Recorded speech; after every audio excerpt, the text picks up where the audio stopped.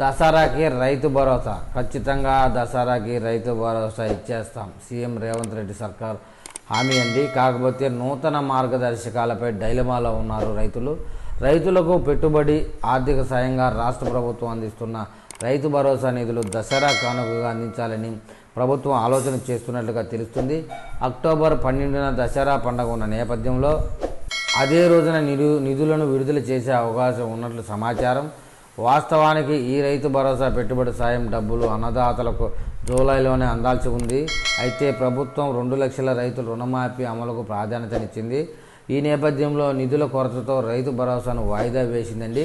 అదీగాక గత ప్రభుత్వ హయాంలో రైతు బంధు నిధులు అనర్హుల పాలయ్యాయని భావించిన కాంగ్రెస్ ప్రభుత్వం నూతన మార్గదర్శకాలను రూపొందించాలని నిర్ణయించుకుంది.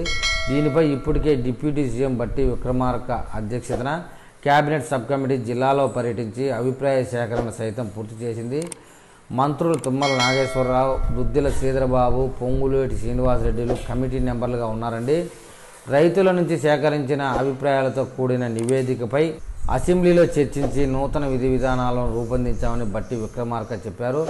ఎన్ని ఎకరాల పరిమితితో రైతు భరోసా సాయం అందించాలి, కౌలు పోడు రైతులకు ఎలా అందించాలన్న దానిపై ప్రభుత్వం ఇంకా కసరత్తులోనే ఉంది.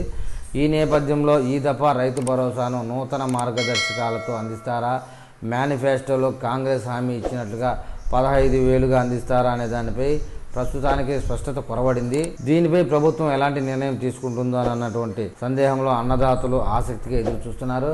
రైతు భరోసా అమలుపై నేడు కేబినెట్ భేటీలో చర్చించి నిర్ణయం తీసుకునే అవకాశం ఉందని చెప్తున్నారు. మరి ఎలాంటి కీలక అప్డేట్ ఇస్తారో చూడాలి మరి.